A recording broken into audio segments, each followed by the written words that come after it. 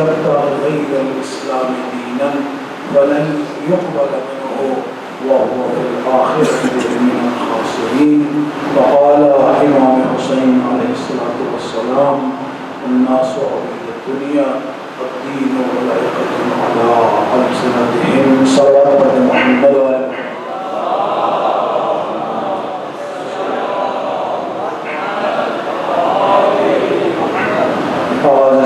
اس دعا کے ساتھ خداوند عالم ہمارے نام کو عبادت شمار فرمائے، اس عبادت کو اپنے قرب کا ذریعہ کرا دے اور زبان پر ایسے الفاظ لانے کی توفیق عطا فرمائے اس میں خداوند عالم کی رضا خوشنودی ولی دوران امام زمان علیہ السلام کی تعین شامل ہو۔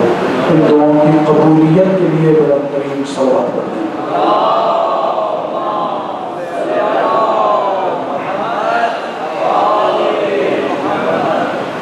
موضوع گفتگو ہمارا آج اپنے چھٹے مرحلے میں داخل ہوا، کربلائی دین اور آبائی دین، اور اس کے لیے سرنامہ کلام قرار دیا سورہ مبارکہ آل عمران آیت کا نمبر 85۔ ارشاد خداوند عالم ہے: بسم اللہ الرحمن الرحیم، وَمَن يَبْتَغِ غَيْرَ الْإِسْلَامِ دِينًا فَلَن يُقْبَلَ مِنْهُ۔ جو بھی اللہ کے دین کے علاوہ کوئی اور دین لے کر آئے گا، فَلَن يُقْبَلَ مِنْهُ، اللہ اس سے وہ دین قبول نہیں کرے گا، وَهُوَ فِي الْآخِرَةِ مِنَ الْخَاسِرِينَ، ایسا شخص آخرت میں خسارہ اٹھانے والوں میں سے ہوگا۔ اسی کے ساتھ امام حسین علیہ السلام کا فرمان ذیشان مسلسل تلاوت کیا جا رہا ہے: الناس عبید الدنیا، لوگ دنیا کے بندے ہیں، دین ان کی زبانوں کا ذائقہ ہے۔ جب تک ان کی معیشت دین کے ساتھ جڑی رہتی ہے یہ دیندار کہلاتے ہیں، جیسے ہی ان کو امتحان میں ڈالا جاتا ہے وَمُحِسُّوا بِالْبَلَاءِ اقلت ینون، جب ان کو امتحان میں ڈالا جاتا ہے اس وقت دینداروں کی تعداد بہت ہی تھوڑی رہ جاتی ہے۔ سامعین محترم، امتحان لینا اللہ کی بھی سنت ہے، امتحان لینا مصطفیٰ کی بھی سنت ہے، امتحان لینا مرتضیٰ کی بھی سنت ہے۔ اللہ کے امتحانات میں نے آپ کے سامنے بیان فرمائے۔ آج ایک جملہ، رسول اللہ کیسے امتحان لیتے ہیں۔ امتحان ان سے نہیں لیا جاتا جو امتحان دینے کے قابل نہ ہو، امتحان کی صلاحیت دیکھ کر لیا جاتا ہے۔ ایک دن رسول پاک صلی اللہ علیہ وآلہ وسلم نے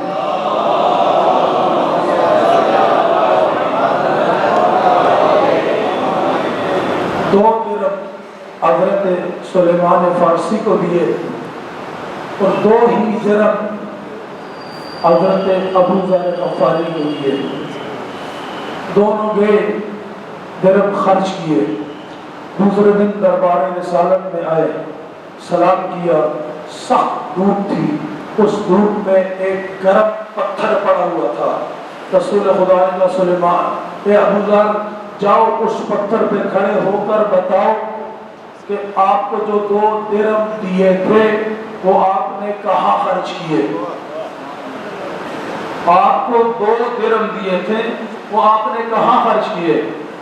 حضرت ابو ذر غفاری نے ججت کے ساتھ قدم پتھر کے اوپر رکھے اور کانپتے ہوئے کہا: یا رسول اللہ، میں نے فلاں فلاں فلاں جگہ پر خرچ کیے، غلط جگہ پہ خرچ نہیں کیے تھے، 2 درہم بہت ساری جگہوں پر خرچ کیے تھے، اپنی ضروریات میں خرچ کیے تھے، لیکن وہ جتنی جگہ پر خرچ کیے تھے اتنی دیر بتانے میں جو لگی وہ گرم پتھر پہ ان کو کھڑا ہونا پڑا۔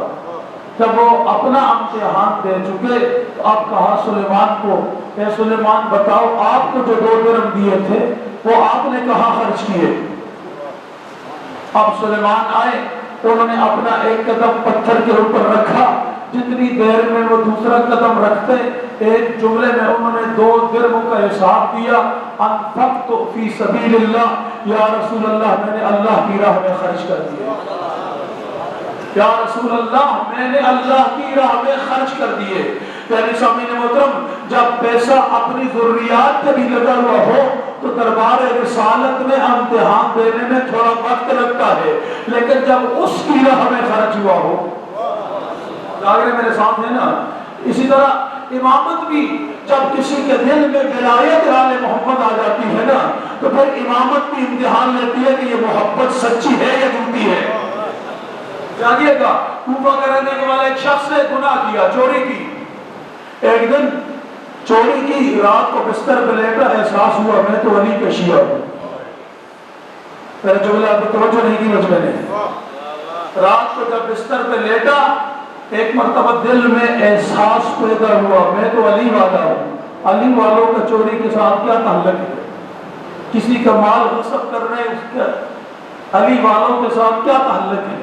کسی کی چیز کو ہڑپ لینا علی والوں کے اس کے ساتھ کیا تعلق ہے؟ بس سوچتا رہا، صبح ہوئی سیدھا دوڑتا ہوا گیا مسجد کوفہ میں، امیر المومنین کو سلام کیا، سلام کرنے کے بعد مولا کائنات نے اس کے بعد پاس کھڑا ہو کے کہا، یا علی میں نے چوری کی ہے، مجھے پاک کیجئے، میں نے چوری کی ہے، مجھے پاک کیجئے۔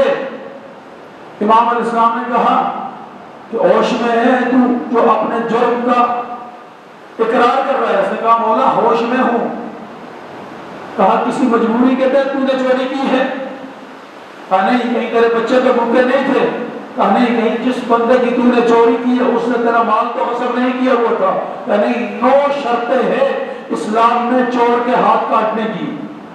آل محمد کے مکتب میں، ان دوسرے مکاتب میں اور آل محمد کے مکتب میں یہی تو فرق ہے کہ دوسرے مکتب میں اگر کسی کے اوپر الزام بھی لگا دیا جائے اور جھوٹے گواہ بھی کھڑے کر دیے جائیں تو وہاں قاضی گواہی سن کے سزا دے دیتا ہے، لیکن جب اللہ کا بنایا ہوا دین ہو تو وہاں پہلے مجرم سے پوچھا جاتا ہے، بتا تو نے کسی مجبوری کے تحت تو چوری نہیں کی؟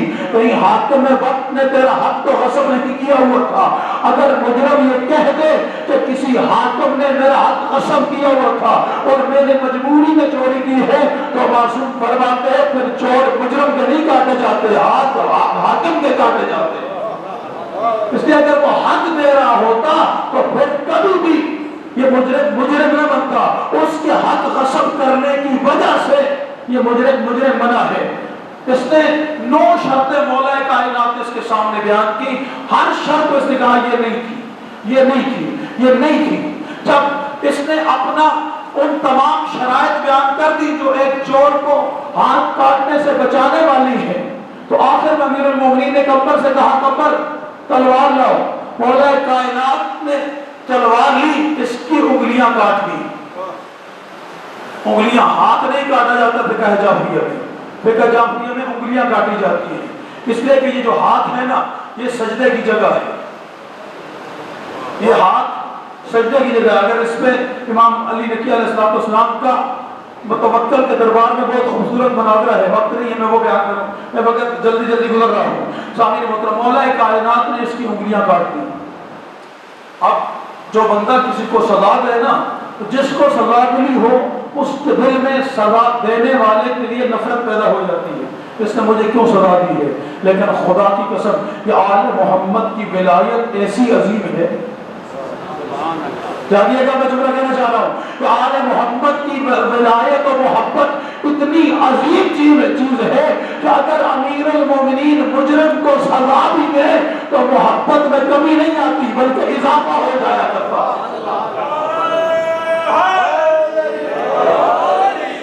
مجرم کو اگر سزا دے تو محبت میں کمی نہیں آتی بلکہ محبت میں اضافہ ہو جایا کرتا ہے۔ روایت آگے بڑھ رہی ہے، کہتے ہیں کہ ایک ہاتھ میں کٹی ہوئی انگلیاں پکڑی ہوئی تھی، دوسرے ہاتھ سے خون ٹپک رہا تھا۔ یہ مسجد کوفہ سے باہر نکلا، بازار کوفہ میں اس نے علی کا قصیدہ پڑھنا شروع کیا.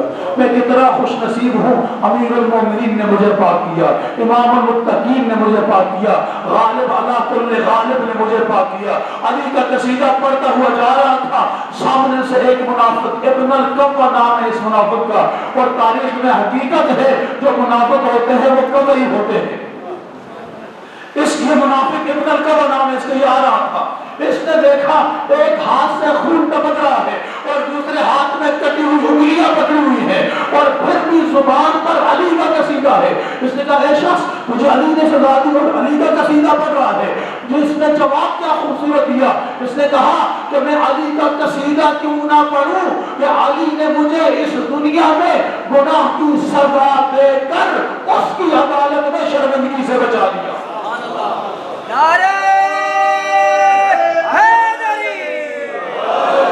دنیا میں مجھے مولا کائنات نے گناہوں کی سزا دے کر مجھے اللہ کی عدالت میں, جہاں 1,24,000 نبیوں کی امتیں کھڑی ہوں گی, وہاں پہ اگر کوئی محمد رسول اللہ کا امتی گناہ کر کے آئے رسول اللہ کو ہماری وجہ سے سر جھکانا پڑے گا.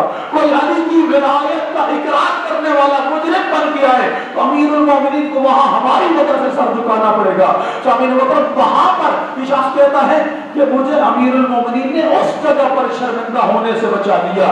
دوسرے لفظوں میں اس لفظ کو اپنے الفاظ میں اگر میں تبدیل کر دوں تو اس نے یہ کہا اس منافق کو کہ مجھے علی نے آخرت میں خسارہ اٹھانے والوں میں سے نکال دیا, آخرت کا خسارہ اٹھانے والوں میں سے مجھے مولا کائنات نے نکال دیا. اب یہاں پر تو منافق کی بنی نہیں, دوڑتا ہوا آیا, کہا یا علی میں نے عجیب عاشق دیکھا ہے, میں نے آپ کا عجیب عاشق دیکھا ہے. کہا کیسا عاشق ہے؟ کہا ایک ہاتھ میں کٹی ہوئی انگلیاں پکڑی ہیں اور دوسرے ہاتھ سے خون ٹپک رہا ہے, زبان پر آپ کا قصیدہ ہے. کہا جاؤ اس کو بلا کر لاؤ. اب یہی شخص دوڑتا ہوا گیا, جا کر اس شخص کو بلایا, کہا تجھے امیر المومنین بلا رہے ہیں. شخص واپس پلٹا, پلٹ کر اپنے دیکھتا ہوں بھائی میں جاگ رہا یا نہیں جاگ رہا. واپس پلٹا اور پلٹ کر اس نے مولا سے فرمایا یا علی کیوں بلایا مجھے؟ کہا اپنی کٹی ہوئی انگلیاں مجھے دے. امام نے کٹی ہوئی انگلیاں لی, جہاں سے کاٹی تھی وہیں رکھی, دست امامت پھیرا. اس نے ہاتھ کو پہلے سیدھی طرف سے دیکھا, پھر الٹی طرف سے دیکھا, ایسے لگ رہا تھا جیسے کبھی کٹی ہوئی نہیں, ایسے لگ رہا تھا جیسے کبھی کٹی ہوئی نہیں. اللہ کی قسم کوئی عاشق ہو تو اس جوان جیسا عاشق ہو. اس نے اپنے امام کی طرف مڑ کے عجیب سوال کیا. اس نے کہا یا علی اگر جوڑنی تھی پھر کاٹی کیوں تھی؟ اگر کاٹنی تھی پھر جوڑی کیوں ہے؟ اگر جوڑنی تھی پھر کاٹی کیوں تھی؟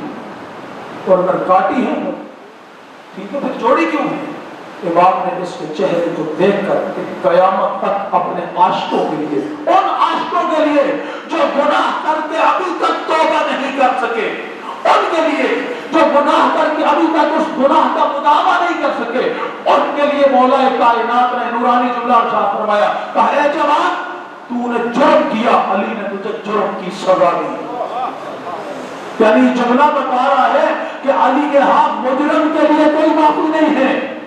مجرم اپنا ہو تو بھی مجرم ہے علی کی نگاہ میں, مجرم پرایا ہو تو بھی مجرم ہے مولا کائنات کی نگاہ میں. اور جو علی کی سیرت ہے وہی حسن کی سیرت ہے, جو حسن کی سیرت ہے وہی حسین کی سیرت ہے, اور جو حسین کی سیرت ہے وہی مہدی کی سیرت ہے. یہی ہمارا ایمان ہے نا. مولا کائنات نے فرمایا تم نے جرم کیا, تو علی کی عدالت میں آیا, علی نے تجھے جرم کی سزا دی, اور اس سزا ملنے کے بعد تو نے ہماری محبت کا اظہار کیا. سزا ملنے کے بعد تیرے دل میں ہماری نفرت نہیں آئی, بلکہ تیرے دل میں ہماری محبت مزید بڑھ گئی. تو نے جرم کیا, ہم نے تجھے جرم کی سزا دی ہے, تو نے ہماری محبت کا اظہار کیا, یہ اس کی جزا دی. یہ محبت کی جزا دی ہے. یعنی آل محمد کا گرانا اتنا عظیم گرانا ہے, یہ مجرموں کا دشمنا نہیں ہے. مجرم کو جرم کی سزا دیتا ہے, اور ولایت رکھنے والے کو, محبت رکھنے والے کو یہ محبت کی جزا دیتے ہیں. یعنی یہاں پر مجرم کے لیے معافی نہیں ہے۔ عزیزان، جہاں سے کل گفتگو چھوڑی تھی، اللہ کا دین انسان تلاش کرتا ہے، ادیان میں سے کون سا دین ہے جو اللہ کا پسندیدہ ہے۔ اس نے اپنے پسندیدہ دین کے لیے کچھ نشانیاں مقرر کی ہیں۔ ان نشانیوں میں سے ایک نشانی، دین انسان کے اندر ایک دوسرے کے لیے جذبہ محبت پیدا کرتا ہے۔ دین کیا کرتا ہے انسان کے لیے؟ دین انسان کے لیے انسان کے اندر ایک دوسرے کے لیے جذبہ محبت پیدا کرتا ہے۔ فطرتاً یہ انسان محبت کا قائل نہیں۔ جتنے بھی علوم انسانی کے ماہرین ہیں، وہ انسان کے اوپر آج تک جتنی بھی ریسرچ کر چکے ہیں، وہ یہ کہتے ہیں کہ فطرتاً یہ انسان ایک دوسرے سے محبت کا قائل نہیں، فطرتاً یہ انسان خود غرض ہے، یعنی یہ حب ذات رکھتا ہے، اپنی ذات سے محبت رکھتا ہے، لیکن یہ اپنی ذات سے جب محبت کرتا ہے تو اب اس کی ذات کو نفع کی بھی ضرورت ہے اور اس کی ذات کو ضرر سے بچنے کی بھی ضرورت ہے۔ دو خصوصیات ہیں جو اس کو مجبور کرتی ہیں کہ دوسروں سے محبت کرے۔ تو جو ہے تھوڑی سی مشکل گفتگو ہے، لیکن میں اس مرحلے سے جلدی سے انشاءاللہ گزر جاؤں گا، اور وہ مشکل ہی کیا ہے جو مشکل کشا کے دروازے پہ حل نہ ہو۔ اور کیا مشکل ہے؟ یہاں پہ اگر مشکل گفتگو نہیں کروں گا پھر میں کہاں کروں گا؟ سامعین محترم، یعنی انسان کے اندر انسان دوسرے انسانوں سے دو وجوہات کی بنا پر محبت کرتا ہے، یا یہ انسان جذب منفعت کی وجہ سے، جلب منفعت کی وجہ سے یہ محبت کرتا ہے، یا دفع ضرر کی وجہ سے یہ محبت کرتا ہے۔ یعنی اگر میں اس بندے کے ساتھ تعلق رکھتا ہوں تو تعلق کی وجہ کوئی اس کے اندر کمال کا ہونا ہے۔ یعنی آپ کسی کے ساتھ بھی اگر محبت کرتے ہیں تو اس محبت کی جو بنیادی وجہ ہے وہ کیا ہے؟ ایک وجہ اس کی اس شخص کے اندر کسی نہ کسی کمال کا ہونا۔ مثلا میں کسی عالم سے محبت کرتا ہوں، کس وجہ سے؟ اس کے اندر جو علم ہے، یہ علم اپنی کمال کو پہنچا ہوا ہے۔ میں کسی عادل انسان سے محبت کرتا ہوں، کیوں کرتا ہوں؟ اس لیے کرتا ہوں کہ اس کے اندر عدل اپنی کمال کو پہنچا ہوا ہے۔ جب وہ عدالت میں بیٹھتا ہے پھر اپنا پرایا نہیں دیکھتا۔ جب میں کسی سخی سے محبت کرتا ہوں، کیوں کرتا ہوں؟ اس لیے کہ سخاوت اس کے اندر کمال ہے۔ میں کسی انجینئر سے محبت کرتا ہوں، کیوں کرتا ہوں؟ اس لیے کہ وہ انجینئر بہت کمال کا ہے۔ میں کسی ڈاکٹر سے محبت کرتا ہوں، کیوں کرتا ہوں؟ اس لیے کہ میں جب بھی اس کے پاس اپنے ظاہری وجود کی شفا کے لیے گیا، اس نے جو بھی نسخہ لکھا وہ میرے وجود کے لیے موافق تھا، اس کے لکھے ہوئے نسخے سے مجھے شفا ملی۔ اب یہ جو نسخہ لکھنے والا ہے، میں اس سے محبت کس وجہ سے کر رہا ہوں؟ اس وجہ سے کہ اس کے اندر کوئی ایک کمال ہے، کوئی ایک کمال اس شخص کے اندر ایسا ہے جس کی وجہ سے میں اس شخص سے کیا کرتا ہوں؟ محبت کرتا ہوں۔ اب میں اس سے محبت کرتا ہوں، اسی طرح ہر جگہ پر جہاں جہاں مجھے کمال نظر آتا ہے میں خود غرضی میں محبت کرتا ہوں۔ جملے کو سمجھیے گا، میں بیسک فطرت میری کیا ہے؟ فطرت میں خود غرض ہوں، لیکن وہ جو کمال ہے، اگر میں اس کمال سے محبت نہیں کروں گا تو میں اس کمال سے استفادہ نہیں کر سکتا، میں اس کمال سے نفع حاصل نہیں کر سکتا۔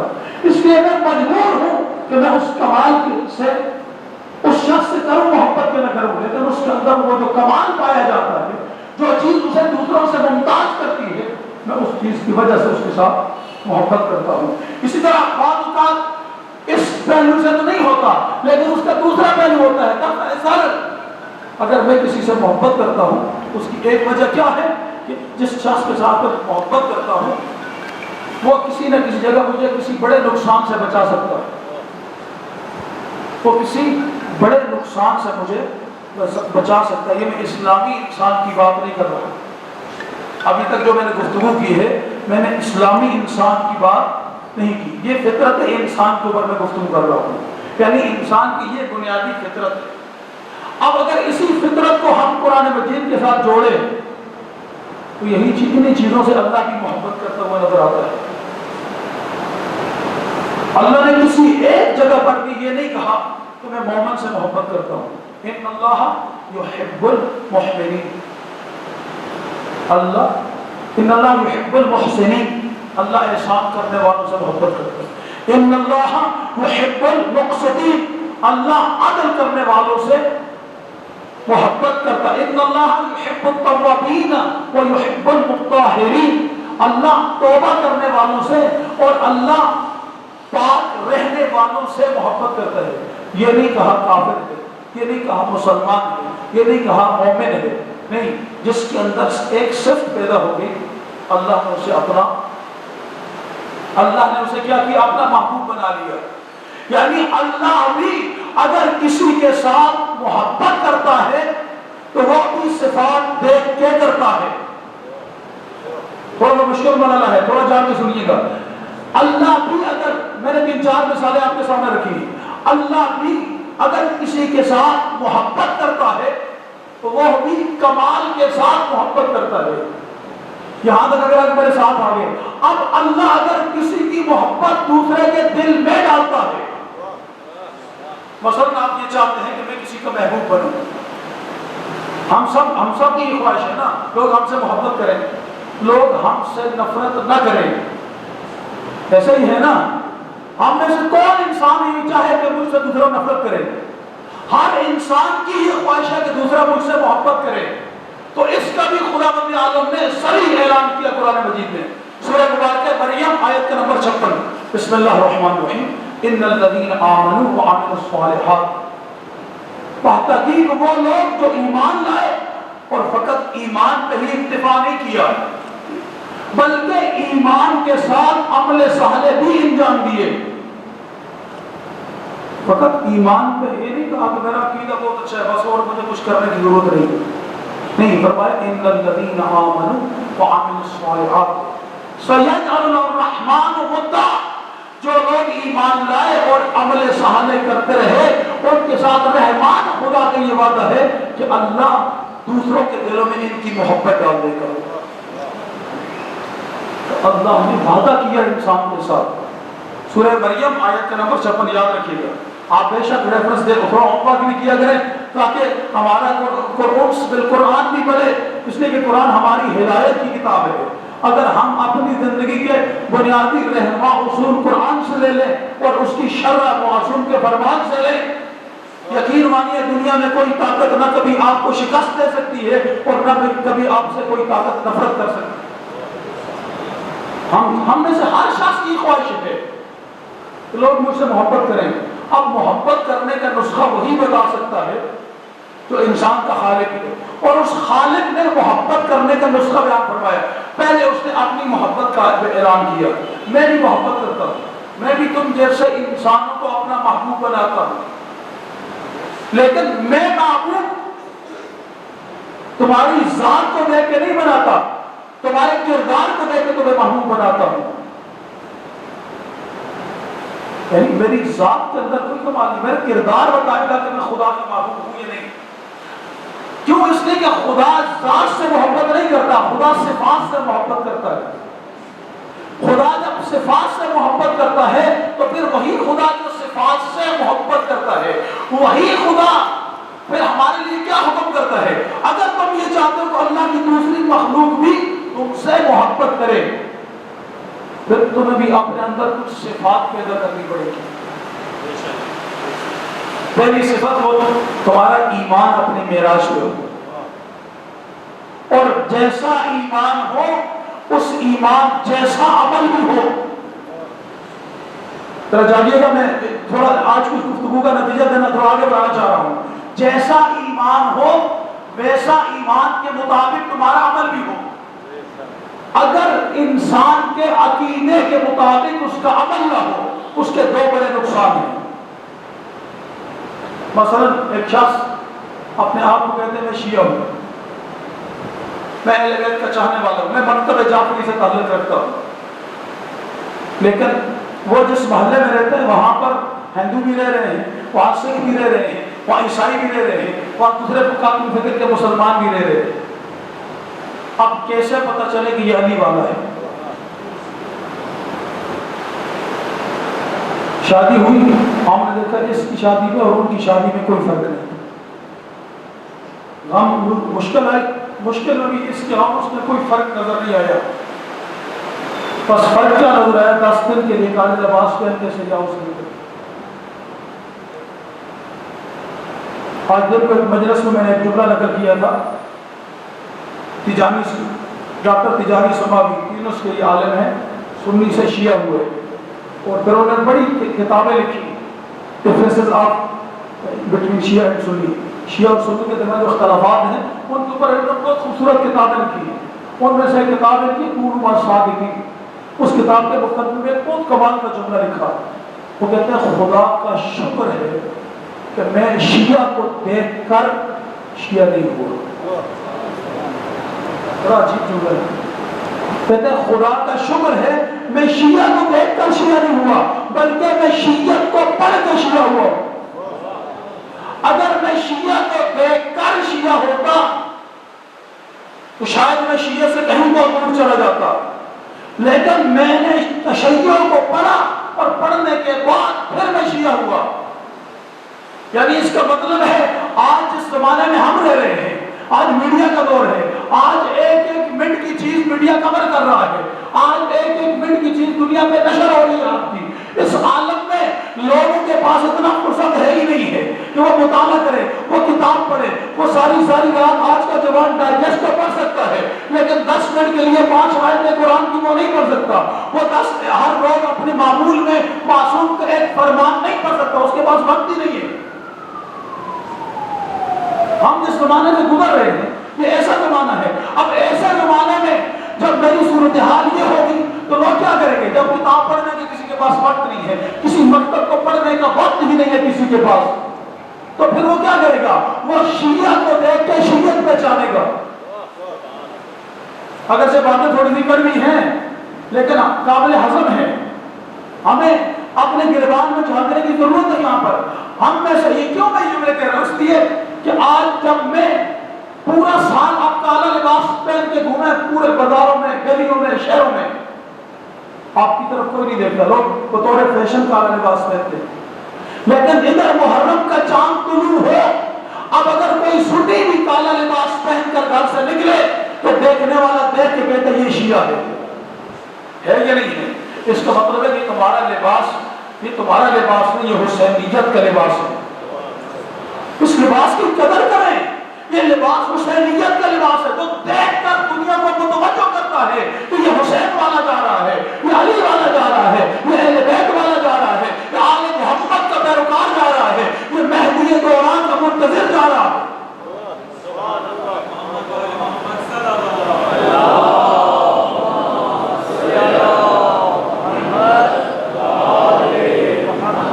اب جب یہ صورتحال آپ کے اندر پیدا ہو جائے گی تو پھر کیا ہوگا؟ اگر اس نے آپ کو ایسا ایسا کام کرتے ہوئے دیکھا جس کام کی وجہ سے اس کے دل میں امام حسین کی محبت بڑھے، پھر تو آپ نے اس لباس کو پہن کر سفارت امام حسین کا حق ادا کیا۔ یہ لباس جب آپ پہن لیتے ہیں، بلکہ تھوڑی سی بات کو وسیع کر دیتا ہوں، آپ جتنی بھی یہ شعائر حضرت علی کے جلوسوں میں لے کے آتے ہیں، خواہ وہ زلزلہ ہے، خواہ وہ علم ہے، خواہ وہ تعزیہ ہے، خواہ وہ جھولا ہے، جتنے بھی آپ شعائر لے کے آتے ہیں، یہ سارے شعائر دوسروں کو متوجہ کرنے کے لیے، یہ سارے شعائر دوسروں کو متوجہ کرنے کے لیے۔ کسی عالم نے سوال کیا تھا کہاں لکھی ہے زلزلہ، کہاں لکھی ہے زلزلہ کی تعظیم؟ میں نے کہا اس بات کو چھوڑیں، اللہ نے قرآن میں گھوڑوں کی قسمیں کھائی ہیں یا نہیں کھائی؟ وَالْعَادِيَاتِ ضَبْحًا فَالْمُغِيرَاتِ صُبْحًا، بڑے گھوڑے کی قسمیں کھائی ہیں اللہ نے۔ میں نے اسی سے سوال کیا بتا ان گھوڑوں کی اللہ نے کیا قسمیں کھائی ہیں؟ کہا یہ گھوڑے مجاہدین کے وفادار تھے۔ میں نے جو کہنے کو کہنا چاہ رہا ہوں، کہا یہ گھوڑے مجاہدین اسلام کے وفادار تھے اور میدان جنگ میں ان کے ساتھ برابر کی وفا کرتے تھے۔ میں نے کہا پھر تو جواب مجھے مل جانا چاہیے نا، جو گھوڑا بھی کسی عام مجاہد کا وفادار ہو وہ اس قابل ہو جاتا ہے کہ اللہ اس کی قرآن میں قسم کھائے جو گھوڑا حسین کا وفادار ہو۔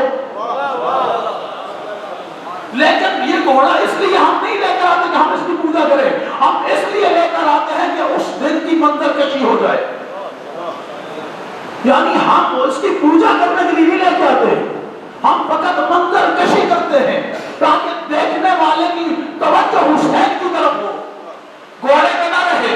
اور ایک جملہ میں ان لوگوں کے جواب میں دیتا ہوں، خدا کی قسم ہم گھوڑے کے پجاری نہیں ہیں۔ اگر ہم گھوڑے کے پجاری ہوتے تو ہم گلی چوک چوراہے میں جانے والے ہاتھ ٹانگے والے گھوڑے کو ہم پوج رہے ہوتے۔ میں نے دلیل دی ہے، ہم ہر دیکھیں ٹانگوں کے ساتھ گھوڑا ہوتا ہے یہ نہیں، اچھا چلے ان کو چھوڑے، فوجیوں کے پاس تو بہت اچھے اچھے نسل کے گھوڑے ہیں۔ آج تک میری قوم کے کسی 2 سال کے بچے نے بھی کسی اچھی نسل کے گھوڑے کو بھی سلام کیا ہے؟ نہیں کیا۔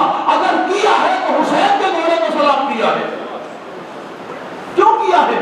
اس لیے کہ تاکہ دنیا کو پتہ چلے کربلا وہ دشت ہے جہاں حیوان وفادار تھے، انسان غدار تھے۔ یعنی یہ گھوڑا حسین کی طرف متوجہ کرتے ہیں آپ کو، یہ ذوالجنا، یہ تعزیہ، یہ علم، جتنے بھی شاعر آپ لے کے آتے ہیں یہ کیا کرتے ہیں؟ یہ متوجہ کرتے ہیں۔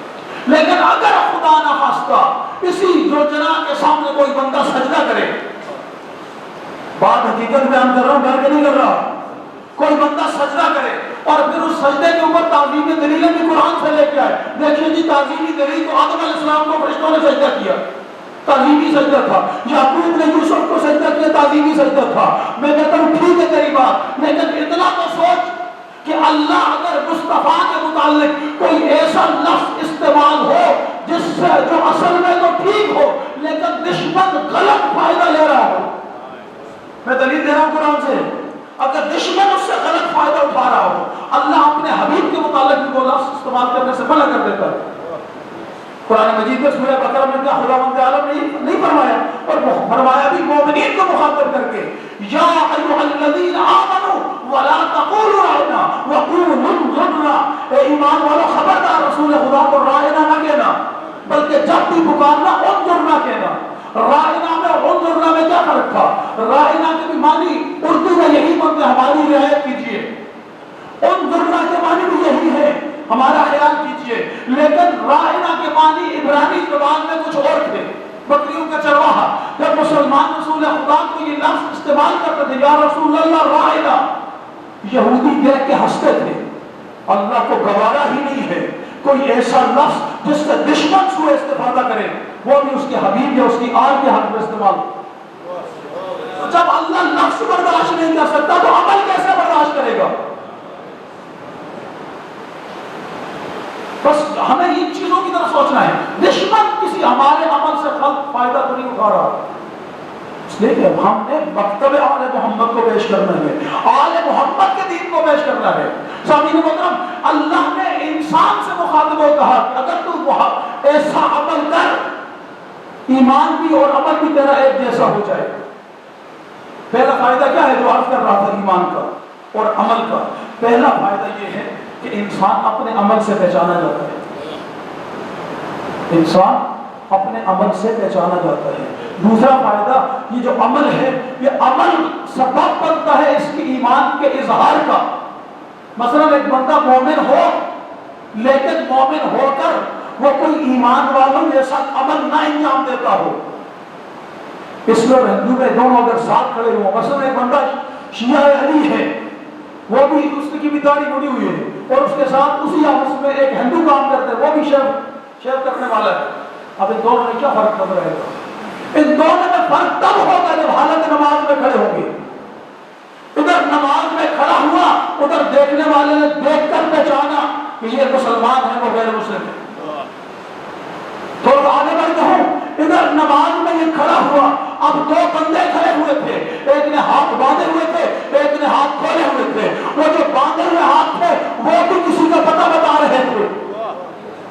اس جملے میں اگر آپ نے جان کے جملہ وصول نہیں کیا تو پھر میں اس سے بڑھ کر اور کیا جملہ کہوں؟ وہ جو باندھے ہوئے ہاتھ